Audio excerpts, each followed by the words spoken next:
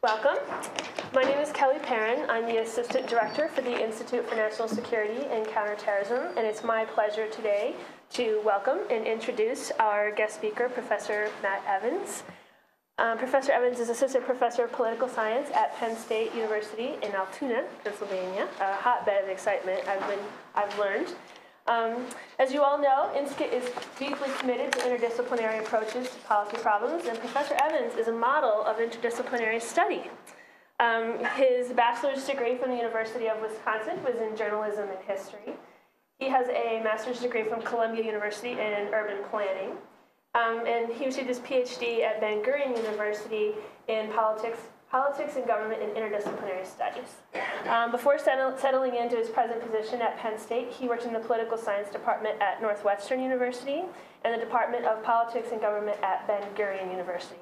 All so far, Google's serving me well. Yes, so yes. All right, then. His recent book, An Institutional Framework for Policymaking, examines the effect of informal institutions on policy implementation. He is also a co-author of an anthology entitled Reform and Democracy in Local Government of Countries in Transformation. He's also published many books and articles on government and public policy in the Middle East, which brings us to his talk today, which is titled Media, Society, and Politics in Israel. So welcome, Professor Evans. Thank you. Thank you. Funny hearing that stuff about yourself. Yeah, I guess that's me. So I'm going to get right to it. I spoke with some students this morning who are planning on going to Israel in the context of security studies. And as I pointed out, then Israel is a very small country, one of the smallest in the world. I often give, for example, as I gave this morning, that Israel could easily be dropped inside any one of the Great Lakes, like Michigan, and still have room to spare. I was pointed out that it's also, compared to the size of New Jersey, Israel comprises less than 0.5% of the Middle East. And so it's a small country, but a conflation of circumstances make it an interesting case study for a number of phenomena in the social sciences, even beyond the security issues, which I guess a number of people here study and which we usually hear about in the media. When we think about Israel, we usually think of the Israeli-Palestinian conflict, Israeli-Arab conflict, and that sort of thing. But there are a number of other issues that make Israel an interesting study, one I've been able to use for issues, and from economics to gender to environmental issues even. The political system is very diverse, small country, fewer than 8 million people, and yet they have 12 political parties in the parliament. There are a number of different ethnic and religious rifts in Israel, not only between Jews and Arabs, but within the groups. So again, we were talking this morning a little bit about the fact that amongst the Arabs, there are different groups, Muslims, Christians, Druze. Amongst the Muslims, there are the northern, more city dwellers and the Bedouin who live in the south, who often don't get along. Amongst the Jews, we talked about the many jokes about how you have two Jews together, you have three opinions. Jews always find a reason not to get along with one another. The biggest splits that some of you may have studied and are probably familiar with are first of all, between the Ashkenazi Jews, whose families originally came from Europe, and the Mizrahi Jews, whose families came from the Middle East. Some of you might be more familiar with the term Sephardic, which is within Mizrahi. But that's one split. And then the secular religious split is something that is interesting and complex within Israel. In today's talk, I'd like to focus on the effect of the media on the religious-secular divide in Israel, and the significance in terms of the media's role and its effect in societal rifts can be seen to have significance beyond Israel, and I'll talk about that a little bit at the end. Does anyone know the name of that kid who was shot, that teenager? What was his name? Trayvon. And that was down south, right? What state was that in? Florida. Florida. He was, how old was he? 17, and that was 4 years ago, right? Something wrong?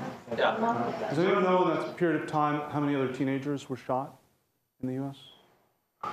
Statistically speaking, I would assume it's probably several dozen. But the fact that we know so much about Trayvon Martin is because it has been discussed very widely, and deservedly so, in the media. And that has also caused the federal government to become involved in investigating the case. If something is not reported in the media, it doesn't exist for us.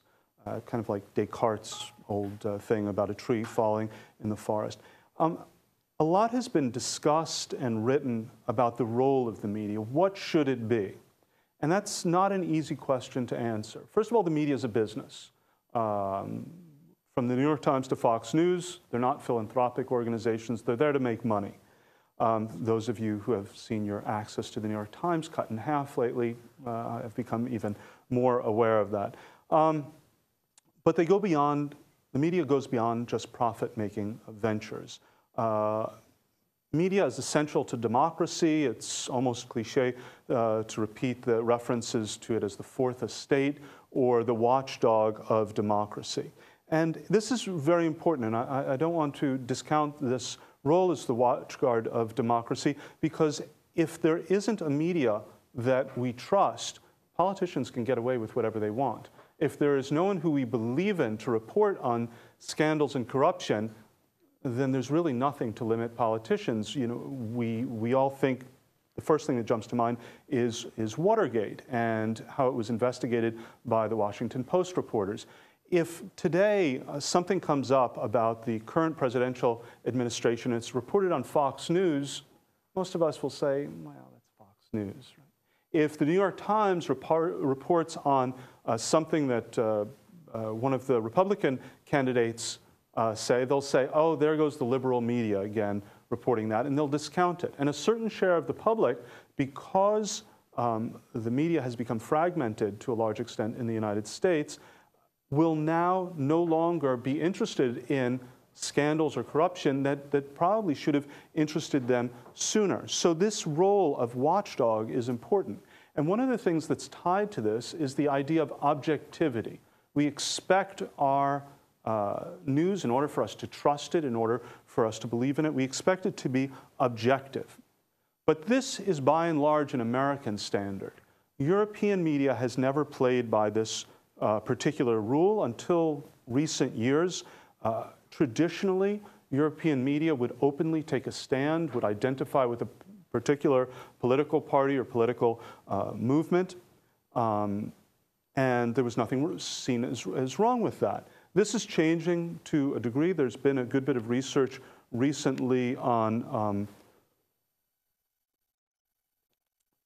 media codes developed by various media organizations in different countries in Europe and other parts of the world, where they're also talking more about objectivity. To what degree they're following it, that can be argued.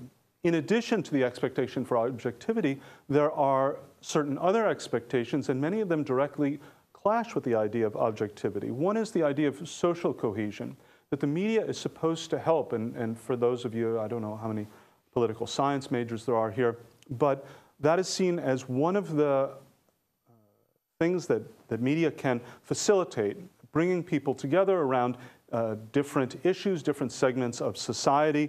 And we can think of examples of this for when the media reports on, say, civil rights issues, issues of gender discrimination, or bias or things like that, showing people another aspect of life that's different than theirs. Well, that's very nice and it's a noble goal, but it certainly does not meet the standard of a neutral conveyor of facts that we would expect in objectivity. So we kind of want conflicting things from the media.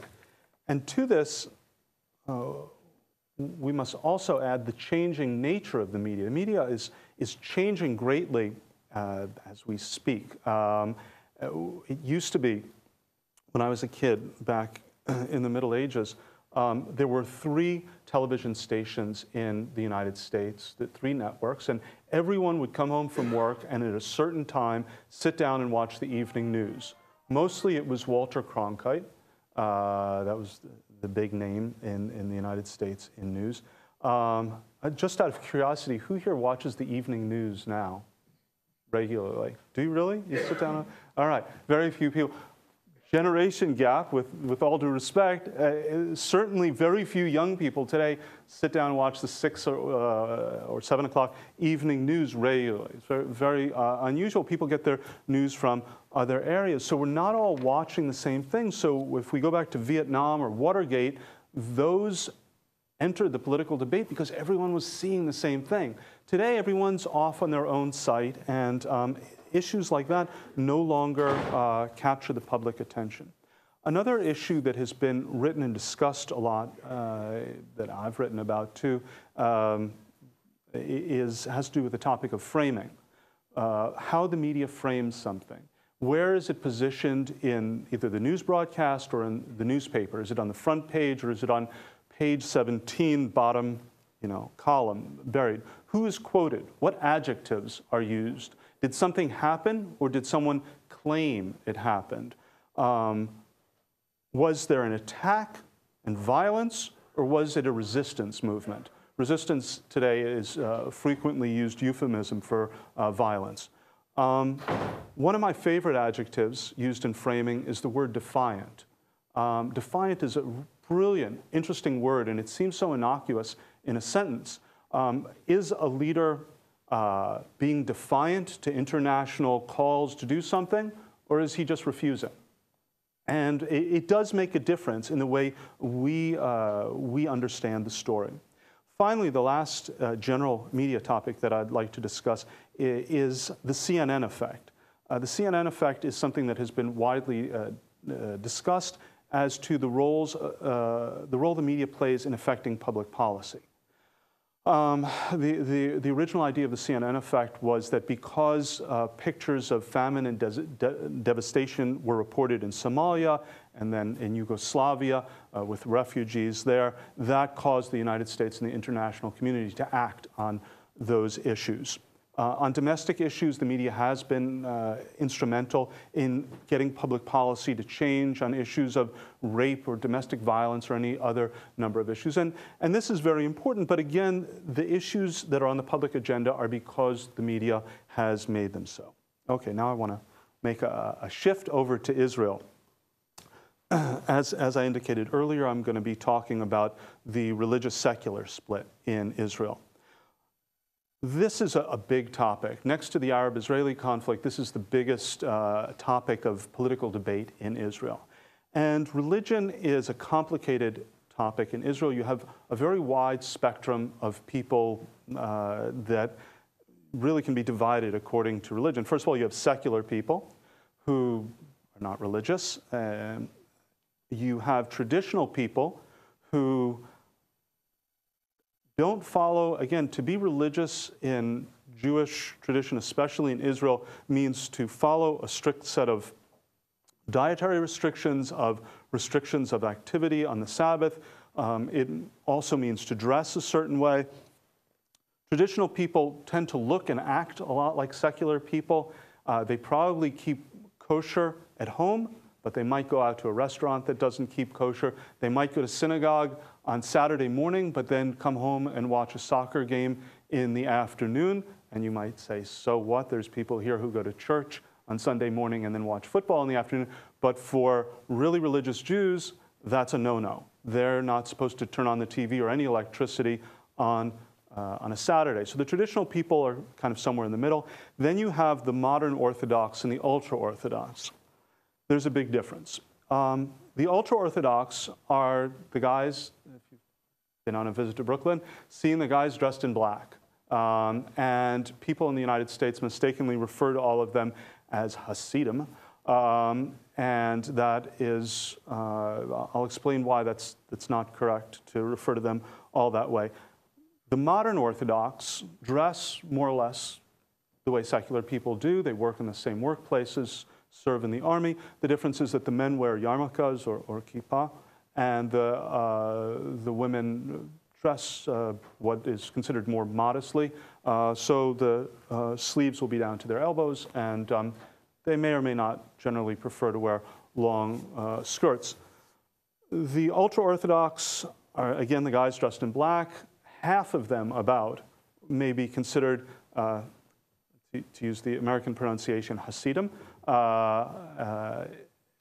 And the other half are the guys who, to the untrained eye, look the same, but they don't like the Hasidim. They're called mitnagdim, which means opponents, approximately.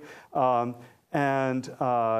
main difference, if you were to try and spot, for those of you who are going to Israel, the Hasidim wear the peyot, the side curls.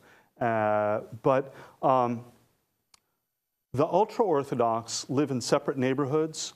They vote for different political parties. They also consume different media, which is one of the things I'm going to be talking about today. So if you meet someone, based on the way they look to you, right away you can tell where they live, how religious they are, probably what political party they vote for as well. Not blanketly, but there is a good chance of that. As far as the media in Israel, Israelis are voracious consumers of news. Newspaper readership remains high in Israel, very high. It is, there's no newspaper on Saturday, but the Friday paper is the thick weekend paper. And usually when you do your Friday shopping, and people go shopping on Friday because the stores are closed on Saturday, so they do all their weekend shopping on Friday, and oftentimes the weekend newspapers, the thick weekend newspapers, are right there at the counter for you to pick them up while you're at the checkout at the supermarket. A lot of Israelis actually buy 2 of these thick newspapers for their weekend reading and consume them. So they're almost as thick as the Sunday New York Times, these weekend papers, and so a lot of times people buy 2 of them. As I say, Israelis are addicted to news. The most frequently listened to radio station is Reshet Bet, which is political talk radio. And just about all radio stations have news updates on the half hour. And that people really kind of tune into, I want to say religiously, but since my talk it's about religion, I have to find a different euphemism.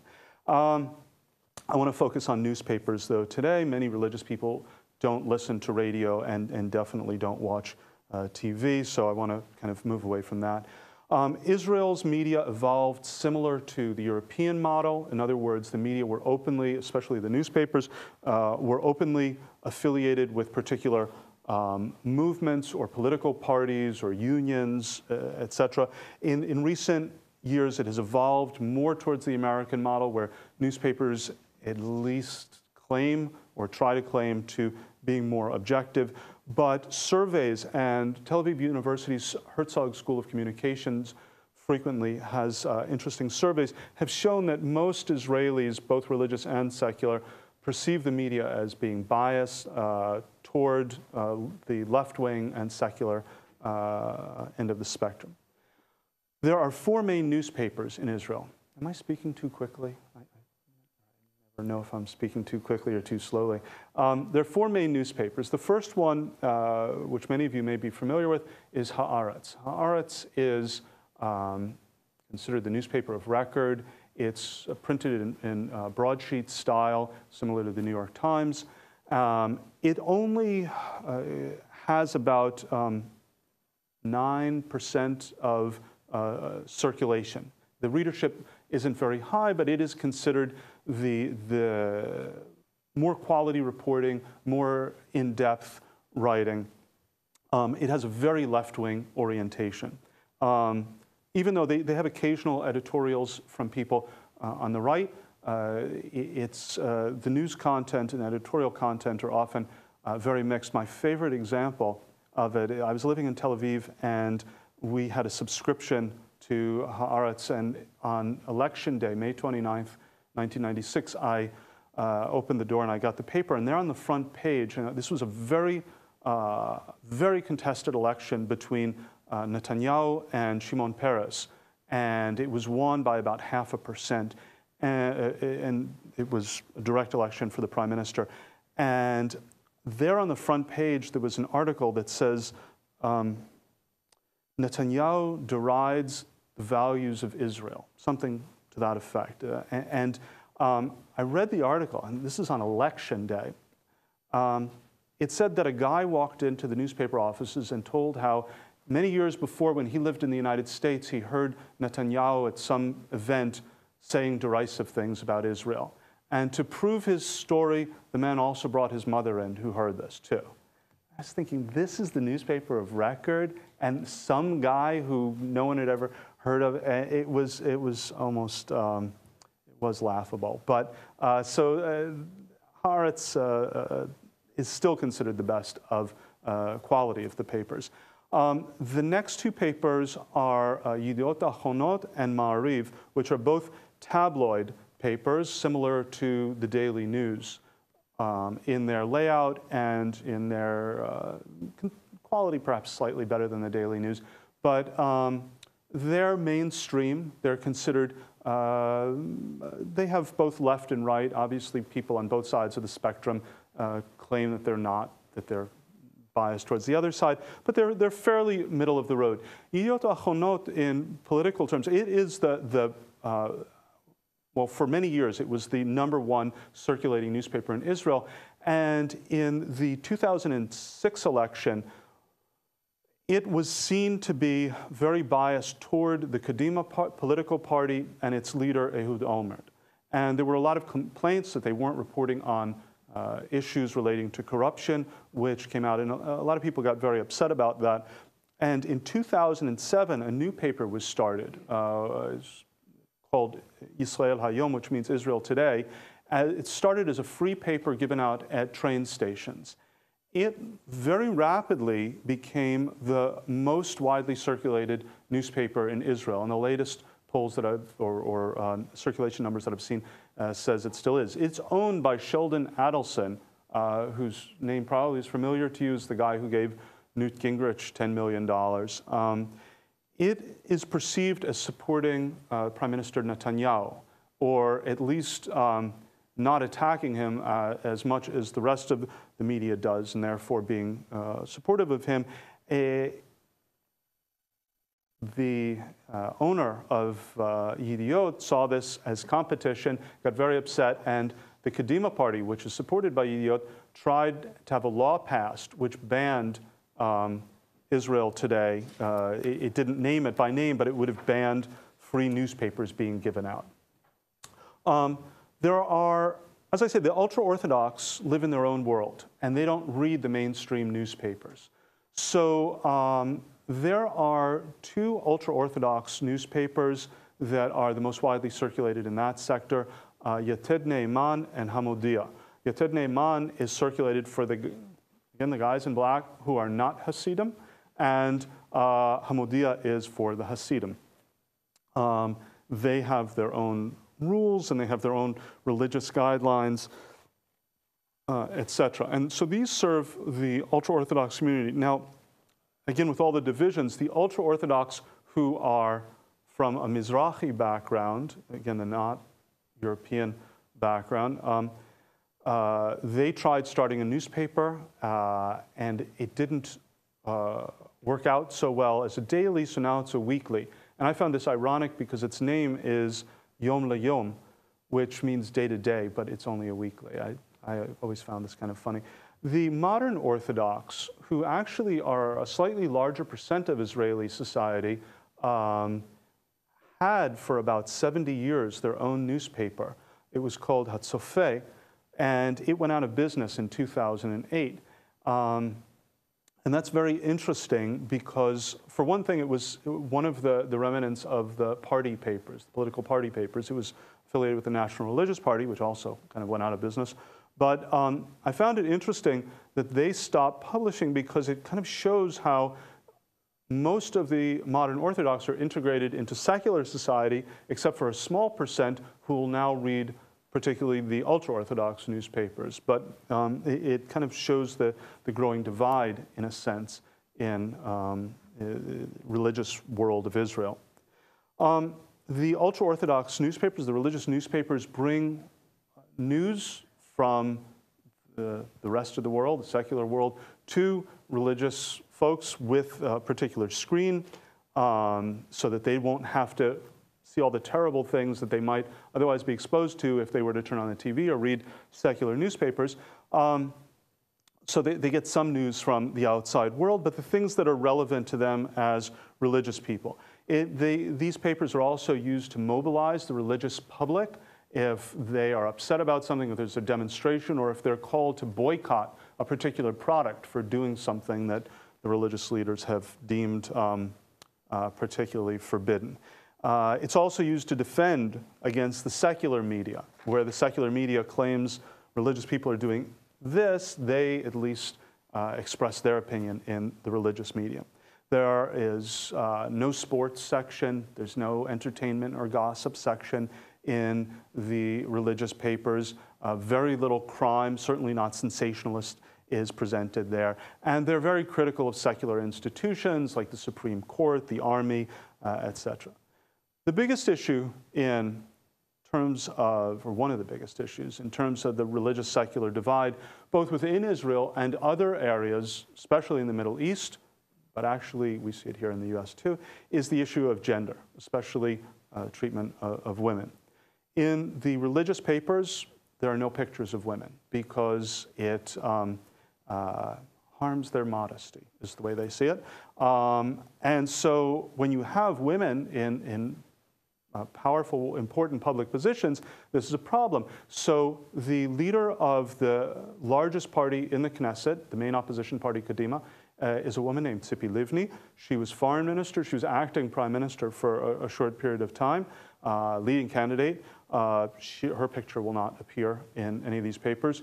The former speaker of the parliament, the Knesset, Dalia Itzik, also her picture would not appear. The former head of Israel's Supreme Court, also a woman, her picture would not appear in the paper. They also, at least one of the papers will not print a woman's first name, because this also is an infringement on her modesty.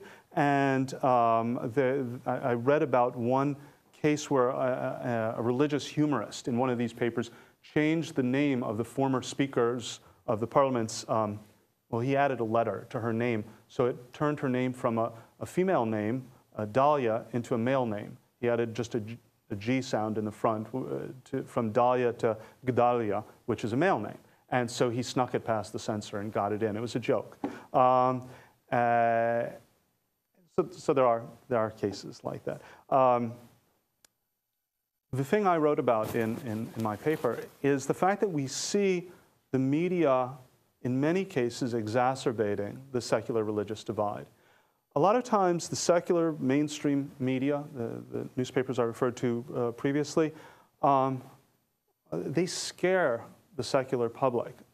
It's good for selling papers, but there are a number of ways where there's a feeling given that, oh my God, these religious crazies are going to take over and ruin our lives.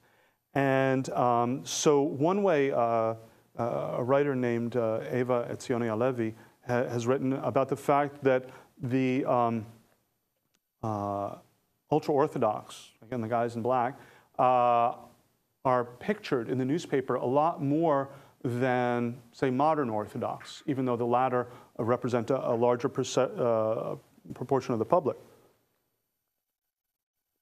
because the guys in black are a lot scarier.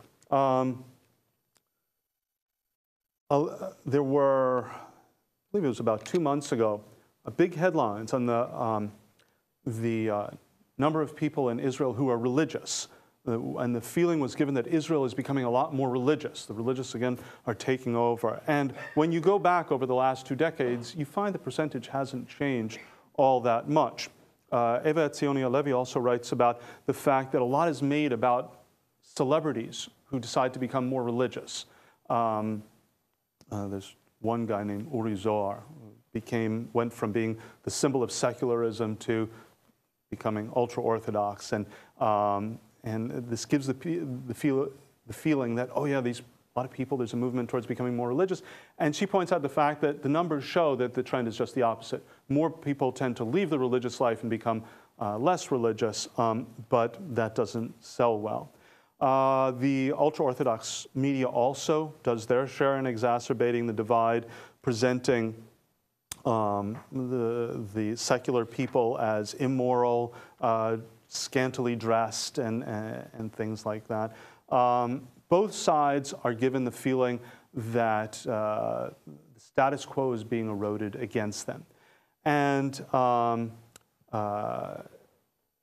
as far as the feeling, especially amongst the secular, that again the religious are taking over and they're in the government coalitions and making our life hell, it's actually in many ways tangibly false.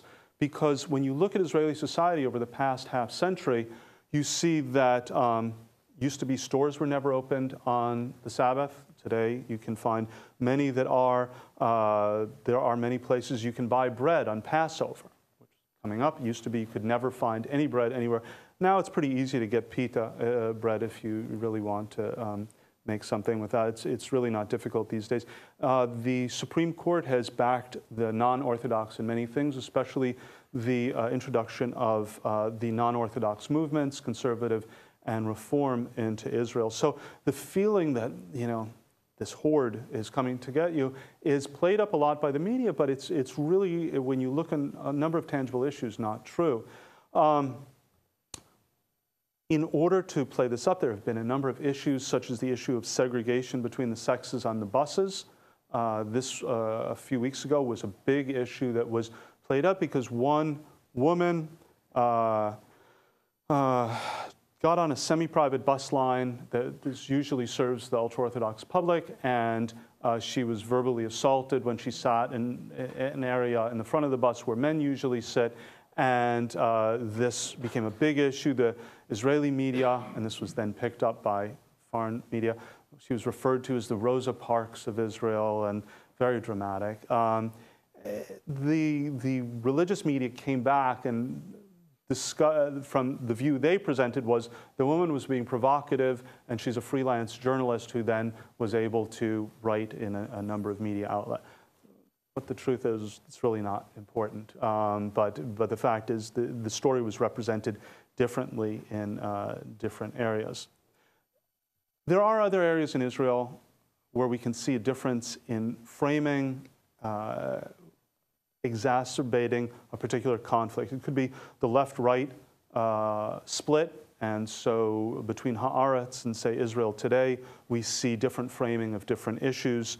The Israeli-Palestinian conflict, as many of you know, advocates of both sides believe that the media has been unfair to them. The Palestinians say that the media underreports Palestinian deaths. When is a person a terrorist and not a freedom fighter, that it should be covered more, etc. There's many claims about this. The pro-Israeli side also has its complaints about the media, the disproportionate focus on Israel, the world ignoring atrocities in the Arab world and focusing on what they would consider less significant events in Israel. And as a result, a number of watchdog groups, media watchdog groups, have been formed. Some of you might be familiar with them. Honest Reporting, BBC Watch, Memory, that's an acronym, MEMRI. They have a lot of interesting video clips from the Middle East. Within Israel, too, there are watchdog groups of the Israeli media, which they believe is too far left. And this is somewhat ironic, because when you think about the idea that the media is supposed to be the watchdog, you now have watchdogs of the watchdog. Interesting and strange. Another effect is the fact that because Israel is of such great interest, and because now the main newspapers like Haaretz print English language editions, foreign correspondents and others who are just interested in the region can get access to a lot of news from Israel. And sometimes it's reported, because the Israeli media reports very sensationalist, in a sensationalist way. There are a number of times where I'll see a story reported in the Israeli press, and the next day it's reported in the New York Times or CNN or something like that. And I had a funny or interesting incident where last week I was walking on my campus in Altoona, Pennsylvania, and a colleague of mine who teaches English and really doesn't have any specific interest in the Middle East stopped me on campus, and she said, "Oh, I just read this story in the New Yorker about the religious in Israel and how terrible and their attacks on women." And I had to calm her down and explain to her a little bit about what I'm talking about today. And she said, "Oh, okay, I was so worried about that. I have to talk to this friend who sent me the New Yorker article." And it is interesting, again, how it makes it from the Israeli media to the American media. Another case of this is there is a new satire group that was started there. It appears on YouTube. It's called Latma. Some of you might have seen their video after the Turkish flotilla event, We Con the World.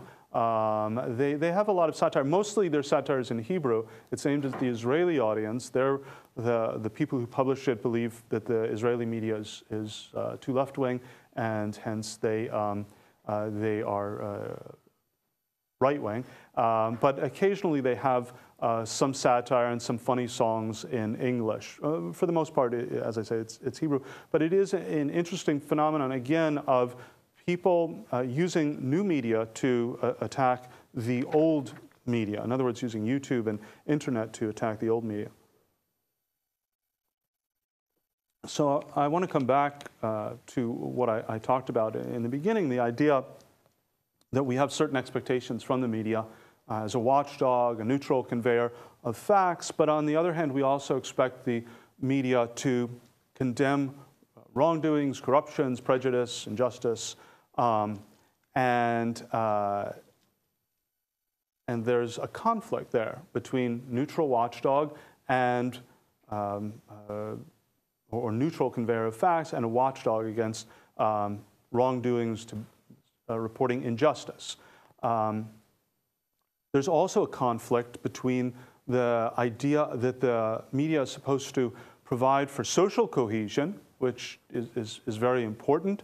It was important in the formation of Israel, providing, helping strengthen the development of Hebrew as a common language, developing a common Israeli culture. It's important in a similar way in many other societies, providing social cohesion. But on the other hand, we also expect the media to be pluralist, to give rise to or give access to different voices and different opinions. And in doing this, there's a conflict with social cohesion very often, that different voices, different opinions, different sectors of the population often create antagonism toward one another. And so these are conflicting expectations. And what we see increasingly is more pluralism, and this is happening as the media changes. The media is going more in the direction of pluralism, and this is often at the expense of social cohesion, because this is leading to an exacerbation of the differences in society. And the greater the differences, the greater the conflict in society, like Israel's secular religious divide, which is something people there are very passionate about. The greater the conflict, the greater the likelihood that it will be exacerbated by the different media. And again, as I said before, the media is constantly changing. People no longer watch the evening news. Surveys have shown that the primary source of news that for most people today is internet, and that is something that will be increasingly so. Is that a good thing? Is it a bad thing? I don't think anyone can say for sure. There are obviously a number of good things about it, access that we have to news. Also the fact that elites can no longer dictate what news we're going to watch, what's important. That the head of CBS or ABC, the publishers of the New York Times, can't decide what are the important stories that people should know about. Now the public decides on its own. How many hits did a particular story get, or something to that effect. So that can be good if, for many people who think that there has been obsessive focus on the Israeli-Palestinian conflict and ignoring the rest of the Middle East, okay, perhaps it's good. On the other hand, as I said before, many important issues might wind up being ignored. Issues of corruption. If people tune in to something for half a second and then go over to see what Snooki did today, then issues can't be picked up and discussed in the way they once were. I gave the examples of Watergate and Vietnam. So people wind up being distracted. The issue of religion and media is important beyond Israel. In the Middle East, for example, Turkey is really struggling with this topic, and I'm working on a paper with a Turkish colleague of mine comparing Israel and Turkey in this regard. There's a big struggle between religious and secular in Turkey, and the media is playing an important part of it. We've seen the old secular leaders in Egypt, Tunisia, and a couple of other places pushed aside, and the religious forces have now won 70% of the Egyptian parliament. They've controlled the Tunisian parliament, and the secular forces are still struggling with them. And so we see a divide there. Even within the United States, we see a divide between more and less religious people, and often played out in the news. You can see the way different stories are reported on MSNBC and Fox, for example. And there are obviously a number of other factors, the electoral system and others, that affect this. But the role of the media in these societal divides is very important, and in some ways it's not necessarily positive. That's it. I think this was the time limit I was supposed to have, right? We have time for a few questions. I have lots of time for questions. Anyone? Sir? Yeah, religion versus religion. You said the religious divide. I'm not sure that's... I'm just raising this, I guess I should put it that way, because I'm not so sure that that stands as like the dominant category in religion anymore. Well, I don't follow you. Could you explain? Well, I see an awful lot of cross-denominational interest, not just in Christian, Catholic evangelical or Baptist Catholic or Lutheran Anglican Catholic or, maybe even Catholic pagan. Well, I mean, just within the United States, we've certainly seen the issue of birth control being covered by the health care, the issue of abortion. These are religious issues, really. You see the people who are backers of one side or the other on a particular issue. You also have the issue of evolution being taught in school, sex ed being taught in school. These tie in, and these are religious versions.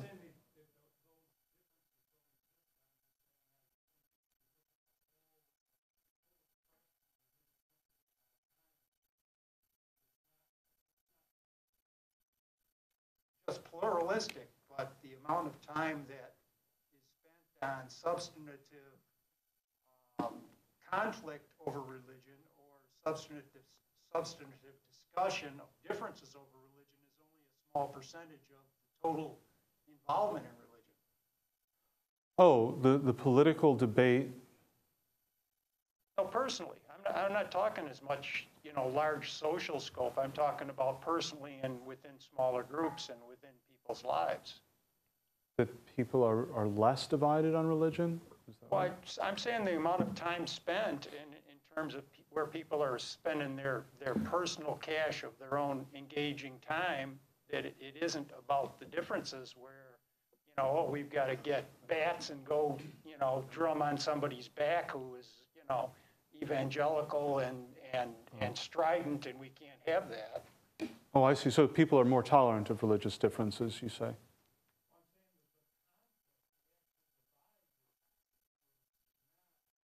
The amount of time spent on it, it may get dramatic news time, but it doesn't really get a lot of personal time in terms of, inflaming issues. So you're saying that the media coverage of religious conflict doesn't reflect the actual situation. Is that what you're saying? I'm trying to get a hand on.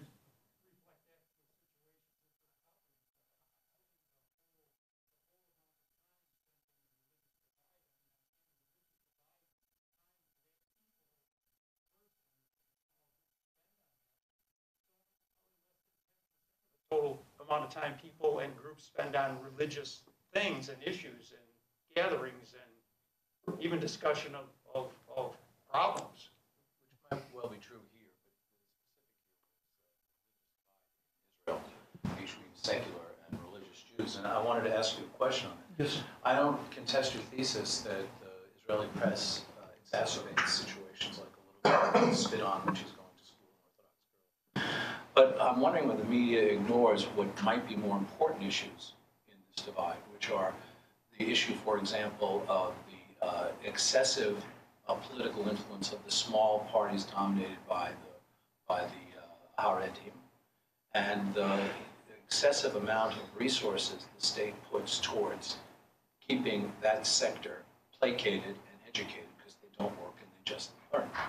And I'm just saying, aren't those more important issues rather than whether the Israeli press tends to sensationalize certain things? Well, the Israeli press does talk about that quite a bit too. And then the religious press comes back with their statistics about how many of them actually do work and how much resources. You have a lot of times dueling statistics that the ultra-Orthodox press will come back and say, well, actually, proportionally, we're underfunded in the number, statistics are things people play around with. I don't think those issues are ignored. I think those issues are discussed quite a bit and very regularly. And again, I'm trying to look at this in an academic way. As a secular person who lived for many years in Israel, I can't say that I personally didn't have a feeling as far as ultra-Orthodox people working and getting funded. So I'm trying to be objective in looking at it. I think one of the things that really hit me is, again, the sensation you get from the press that because the ultra-Orthodox are getting all these funds and are getting disproportionate housing and that the country is crumbling, Jerusalem is turning into this sea of people with black coats and black hats. And I was there for a conference a little under 2 years ago, and I was in Jerusalem for the first time in a couple of years.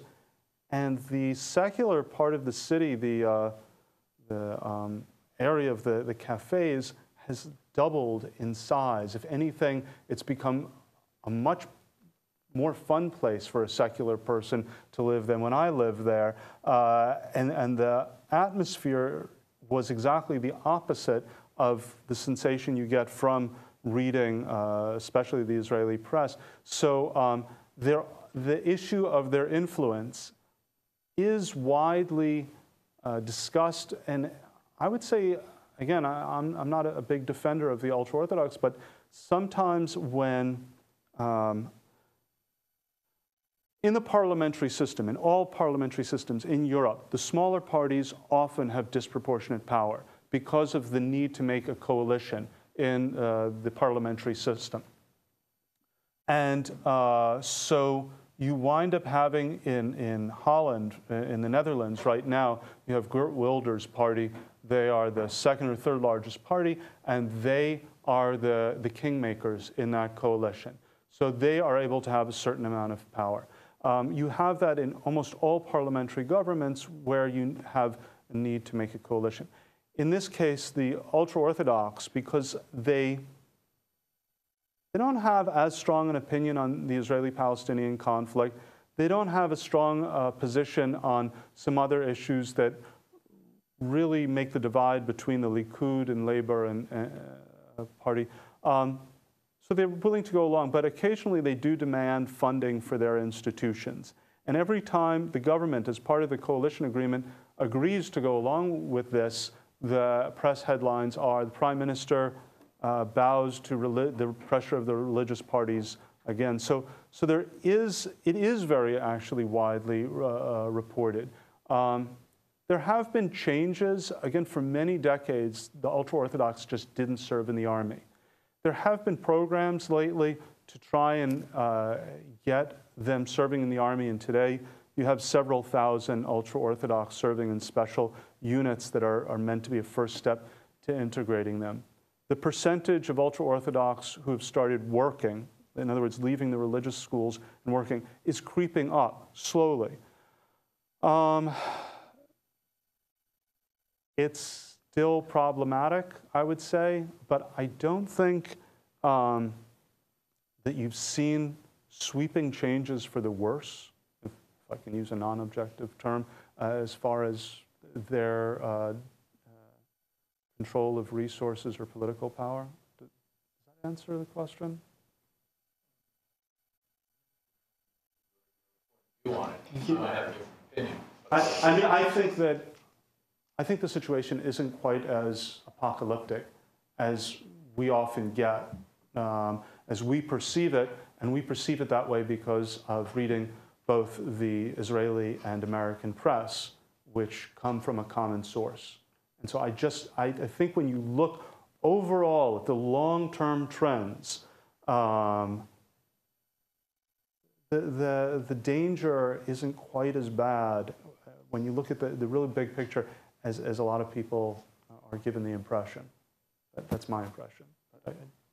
Sir? Under the comment on the apparent invisibility of the press to the 20% of the population, which is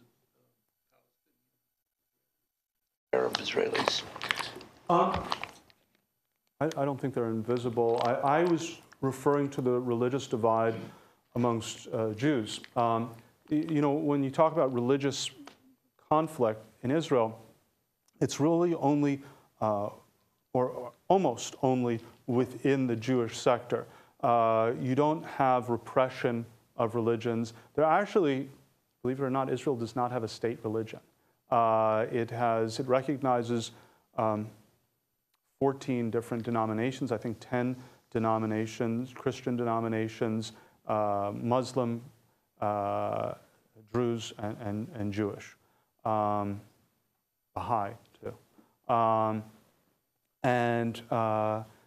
You did have a conflict in Nazareth about a decade ago when a mosque they were trying to build a mosque right next to a very important Christian church, and the Labour Party took the side of the Muslims because they were going to get their vote, and then Likud came into power, and because of Bush's relationship with Sharon, when he was prime minister, the mosque was not given permission to be built. And so, but generally that's really kind of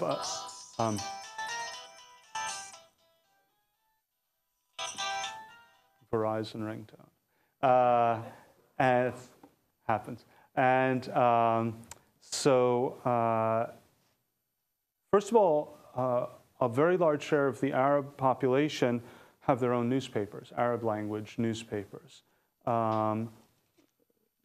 Their issues are discussed somewhat in the Hebrew language newspapers.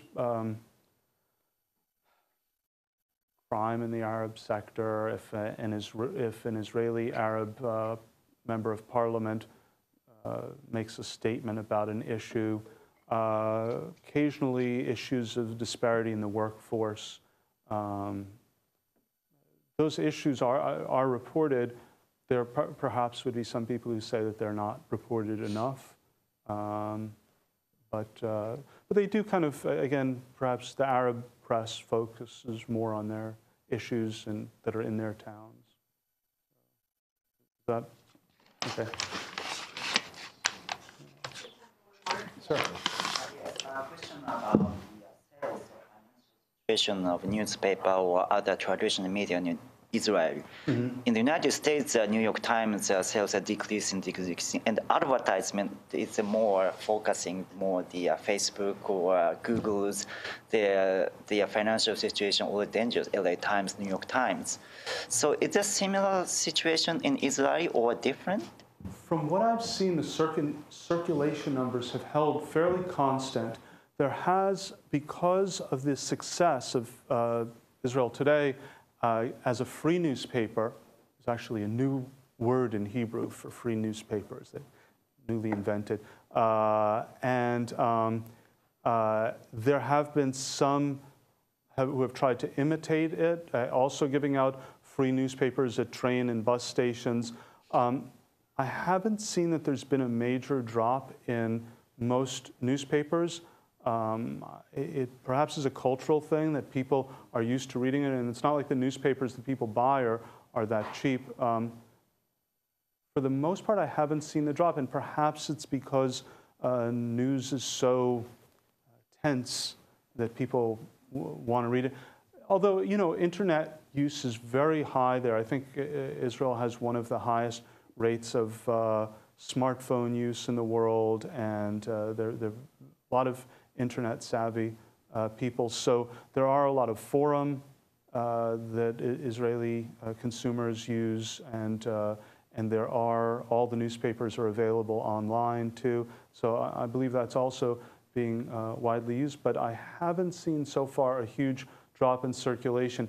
The fourth rank, third actually, Haaretz is not in any danger. The only one that's slightly in danger is the third of the three tabloids, which is Ma'ariv, and their owners are fairly well-to-do, so I think there's not really danger of them closing. I would assume so, but as I said, it's owned by Adelson, who's the billionaire who funded Newt Gingrich, so he might not be concerned so much about if it's winning or it's making money or not. I think he had a political agenda in it, but I believe, yes, it is making money on advertising. It's also supporting the newspaper's political orientation or opinion. So if they support their political stance, that's why the sales doesn't drop so much. For Haaretz, that would probably be true. Haaretz has the lowest circulation, but again, it's considered the newspaper of record. And so I would say that certain socioeconomic group reads Haaretz, and that would be the case. For the Israel Today, it's given out free, so hey, why not take a copy? And so the estimates of circulation perhaps might be overblown. So I don't think people think about that. And it's written, it's not like Fox News. It's usually considered perhaps right of center, but it's not so overblown that people would refuse to read it. Most of the reporting is pretty good. They've recruited a couple of well-known writers for the paper, and so, and the other ones are considered more or less middle of the road. So I don't think that people really consciously think that when they get those papers. Thank you, Professor. Thank you.